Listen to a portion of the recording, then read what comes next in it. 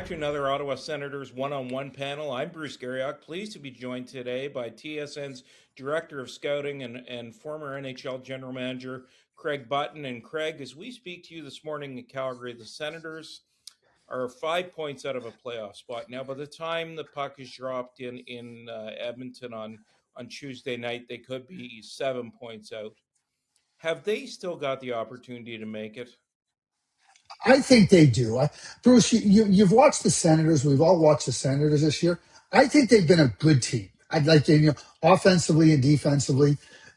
As we all know, the goaltending for a stretch and during Linus Ullmark's absence really was not anywhere near to good enough. And I think it undermined their team and their quest to gain more points during that time period. But here's the way I look at it. I said, if there's any team right now that's out of the playoffs in the Eastern Conference that I think can make the playoffs, it's the Senators. Because I look at their other parts of their game and I see real strength. I mean, could you use a little more scoring? Yeah, everybody could use a little more scoring. Could you use a little more weight or edge? Everybody could use that. But I think with Linus Ullmark and him playing well, they have a really good chance because their game, it's not like they have to find a game. And I called this. Somebody asked me, should they be sellers or buyers? I think they're in a hold and hope mode. The hold is like, again, you try to improve at the edges and around the margins, but the hope is that Linus Ullmark can be that guy that everybody knows he can be and really help this team push along. Because I think they can. I really believe that they're the team that can. And it's funny you say that because I had a good chat with Steve Staios last Monday, just kind of in preparation for the deadline. And one of the things he said, Craig, is he'd like to do a Dylan Cousins type deal, Yeah. a hockey deal. And the priority is a right shot defenseman. And do you think you can achieve that at this deadline? Or do you try and set the table for that move in the summer? Well, I think you by having the discussion for now, it may not come to fruition, but the seeds get planted. Yeah. So and Steve is not, as you know, he's diligent, he's purposeful. He's not going to wake up on a Monday morning and go, oh, well, let's see if I can do this. I mean, the Olympic break gave all the managers a real opportunity to go internal and have the discussions with their staff and their coaching group, and then now extend that outside with other managers. So I think in an Olympic year like this, the opportunity for a hockey deal to happen that's like a Dylan Cousins move is a little bit greater. And I think that last year with the Four Nations break, that may be a good example of that time that Steve used to be able to make that kind of a deal. And Dylan's such a good player and been a good addition for the Senators. So I think he can, but one of the things that happens at the trade deadline, as you are well aware of, teams, talk about things, and I'm talking about more the sellers now. So Steve is looking for that right shot defenseman, looking for a hockey deal. The other team is thinking, okay, well, we know we have this team. We know we have that team. Well, what happens to teams that could be in the mix?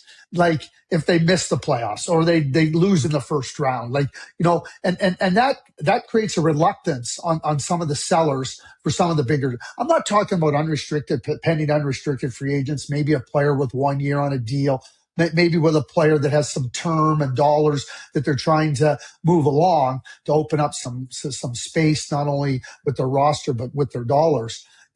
I'm talking about the Dylan Cousins type deals. So you talk about a right shot defenseman, immediately what comes to mind is Colton Parayko. That's what comes to mind. I don't know if you were going to ask me, I know you're right on top of things. So, but that's a bigger deal.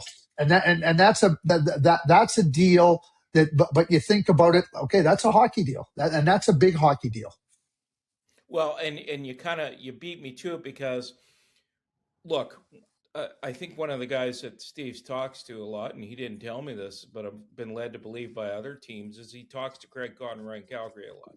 And he's spoken to Doug Armstrong in St. Louis a lot. One of the guys I think they've circled and have been very serious about, and I also think, I should add, I think they've also kicked tires on Blake Coleman, but I think they've been very serious about Mackenzie Weegar.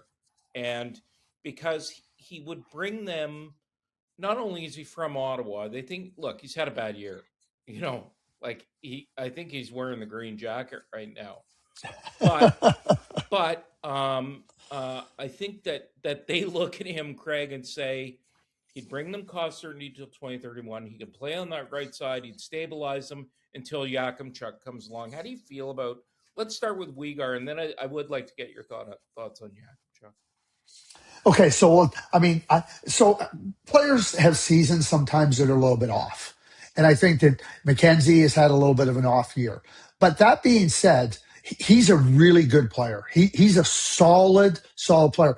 He can play the right side. He's got versatility. He's a right shot guy that can play the left side as well. So depending on what happens in the course of a game or a stretch, he's got that ability. He can play on the power play. He can play on the penalty kill. And he can play those big minutes. Well, you're talking now about I call him a 2-3 defenseman.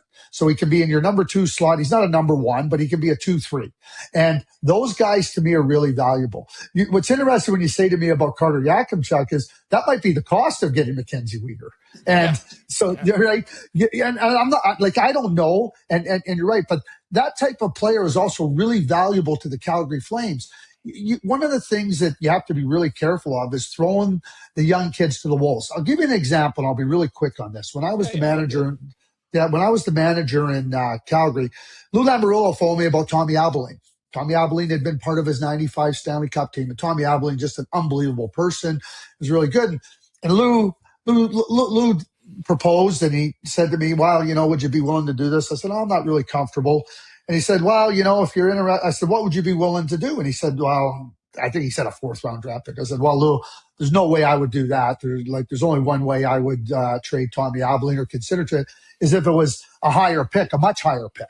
Lou goes, "Well, I can't do that." So he phoned me back the next day, and he said to me, he goes, "Can you just give me your thinking on that a little bit?" And I said, "Yeah." I said, "I got Robin Regeer, Tony Ludman, Derek Morris, and Denny Gauthier. They're all young defensemen. We got about 16, 17 games left. I don't want to throw them to the wolves. And Tommy is such a great guy to keep things stable around the group."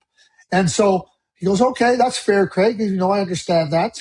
And so I went to Tommy and I said, "Tommy, here, Lou called. I know you have some opinion." He goes, "I'm not looking to leave." And I think the reason I bring that up is you can't just think about, you can't just have all young guys in your lineup, because all young guys aren't going to, they're going to go through their growing pains. And so I think for Craig Conroy's point of view, you have to be really careful, because you've traded Rasmus Anderson. You see Kevin Ball, who's really stepped up. He's got caught. You got Mackenzie Weegar, and you got a bunch of young defensemen. Kuznetsov's playing. They're high on Parekh. You got Prustedovich coming in there right now. You're going to have even bigger problems if you just have young defensemen. And that's how I looked at it. And at the end of it, Tommy stayed with us. He was happy to stay with us. And, Lou was not like Lou. I felt good because Lou respected my position on that. And I think that's a position you have to have. And it's funny you say that, Craig, because, if someone suggests to me, well, if they want a right shot defenseman, maybe go see if you can get Jamie Drysdale out of Philadelphia. Okay, but he's 23 years old. He doesn't really fit the bill for what this team needs. They need a more established guy. They need a guy like Weegar. But one of the things that they did do in the Ullmark deal was they set the table at the deadline with the Boston Bruins, and then made the deal in the summer.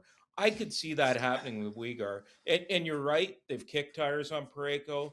They've kicked tires on Justin Falk, but they have a huge asset problem because of what you said. Teams ask for Carter Yakamchuk or Hensler, and I'm not sure they're willing to do that. And that's what it comes down to, right? When it's one thing, and as a manager, and Steve is in this spot, you say, "Hey, listen, what would it take what would you be considering?" And then you hear the name back, and I can tell you that when you feel that pinch, when you hear the name Carter Yakamchuk, and he played for the Calgary Hitmen, right? And it would make a whole lot of sense. He's a different type of player he's got the big bomb. He's different than Parekh. But at the same time, that's the one when you go, "Oh, okay, I guess, are we serious about this?" Because that's really when the rubber starts to hit the road. Teams have an idea of what they'd like to give, But when you hear the names that you're reluctant, as you just mentioned, that's when the conversations have to go a little bit deeper, and potentially have to go a little bit longer. Well, and the other name that teams ask for, Craig, is Ridley Gregg, and Mhm. they feel like Ridley Gregg can go. He could play anywhere. Well, and he's, to me, Ridley's a unique player too, because he's got that edge.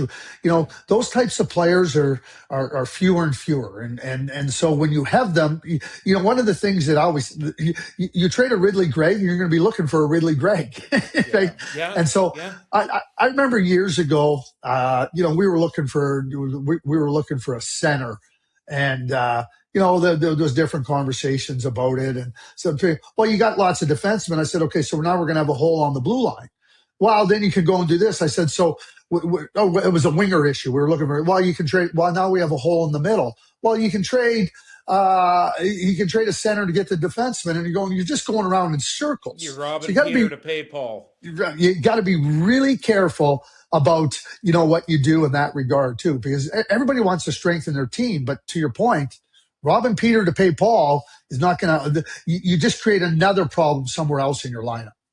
The difficult situation for Steve Staios is that they are 5 points out. They've got 23 games left. They kind of need Boston to fall off the map a little bit here, and they've got two other teams in front of them that nobody talks about. And the Columbus Blue Jackets are playing well. They've got some unrestricted free agents here in Claude Giroux, David Perron, Lars Eller, to name Nick Jensen. What do you do with those guys? I'm sure you have the discussion with Perron, like you did with Tommy Obeline, and so you have the discussion with Perron and Giroux, don't you? Say, hey, do you want to be part of this? I think, and so what's going to happen here, and this is, and I do not believe that this is the case with teams that are like, I don't want to be Toronto should be thinking 100% about selling. Yeah, The Ottawa Center, and I don't care what happens in the next couple of games for the Toronto Maple Leafs. yeah, I think it does matter for the Ottawa Senators, though. yeah. All of a sudden you move behind 7, 8 points. That becomes a whole different calculus, like as Friday approaches, than if you're 2 points out. And I think that that's where Steve and has to manage that, right? And you're thinking about it. You're not going to. I don't think it's in my own operations belief. I don't think you go to the player before. You go to the player when you sit there and you go, okay, this is the direction we're going to go. I don't think you go to Claude Giroux or David Perron now and say, hey, listen, if this happens, you want them fully invested in what's happening now. But I think you have to be cautious and aware, and then say, okay, if we're 7 or 8 out instead of 2, 3, or 4, that changes the whole thing. And I think you have to go and do that. I think that whether it be Eller or whether it be Perron or whether it be Claude Giroux or whether it be Nick Jensen, I think that those are players that teams would be very interested in acquiring, and think about, whether it be some B-level prospects, whether it be some draft picks that are in the second round or whatnot, right? Those are things now you have to consider if you're further out of it than closer to it. I have two other questions. Sure. Number one, I don't think any discussion about the Ottawa Senators is complete without discussing goaltending because of where their goaltending has been this year. Linus Ullmark has looked okay since coming out of that 35-day break. He's got to find his game if this club's going to have a chance, doesn't he? There's no question about it, Bruce. And when they made the trade and they signed him to the extension, there was nobody going, geez, what are they doing in Ottawa? It was something that was applauded, right? And it was a good move, and I think and we all respect that Linus has acknowledged. Like anything, when a player has an injury, let's say a concussion or a knee injury, we're always understanding, okay, he's coming back from an injury. Well, when you're coming back and you're dealing with mental health, you're also dealing with that too. And I think we're a lot more accepting of that. The thing is that when Linus is on, he's elite. He's elite. And so it's about trying to get him to that level or closer to that level where he could be that difference maker. Again, when I talk about the Ottawa Senators and you watch them on a regular basis, this is a good defensive team. This is a good Oh offensive yeah. team. And like, so all Linus has to do now is just play closer to his capabilities. And if he does that, I think the questions go away.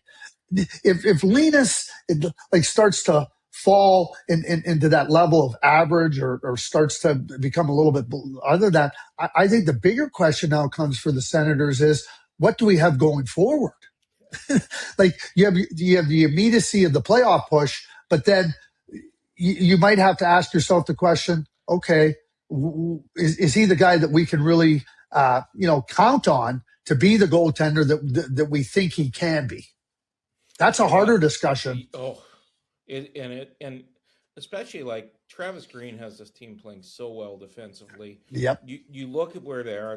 They're where they are because of the goaltending, but because of where they are, they could be a lottery team. Yet they have to forfeit their first round pick. Do you see any scenario where Gary Bettman gives them some forgiveness on that first round pick, or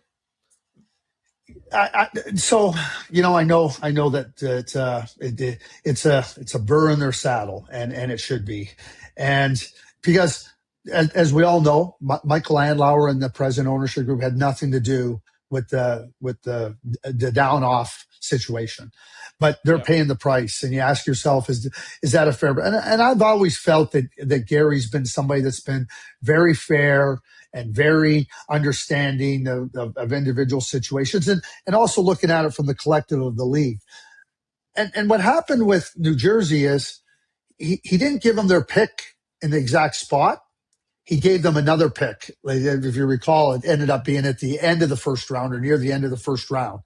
So I tend to think that based on precedent, that may be the situation for the Ottawa Senators. What I would, and I'm not here to say that the 14th pick is any different than the 26th pick, right? But there's a lot more. It's a lot closer than if that's a sixth pick, right? If yeah, it's and like, well, you just think about it. Jake Sanderson went 5 and Tim Stützle went 3. Okay, now these are foundation pillar players, and to me, you start to look at 8, you start to look at 9, and everything. So I guess the best case scenario that I would see based on precedent, and Gary has done this. I mean, I'm sure Michael has appealed to this precedent. Is that okay? We're not picking top 10. Let's say we missed the playoffs and we're picking 14.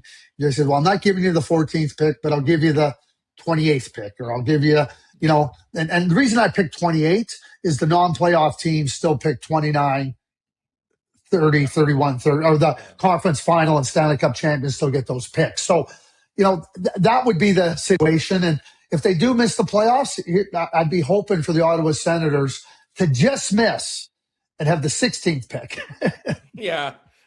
Well, listen, I really appreciate your time, Craig, and will be interesting. The full day of deadline coverage is coming up on TSN, and I think we're going to see our usual 30 to 35 deals. We may not see the blockbusters, but we will see some deals.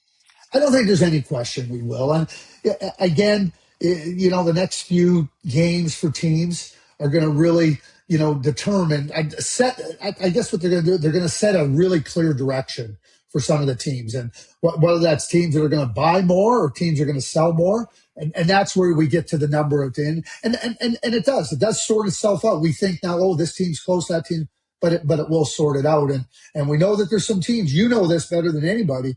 There are teams that are ready and eager to make moves heading into the deadline. And I'm not just talking about buyers, I'm talking about sellers as well.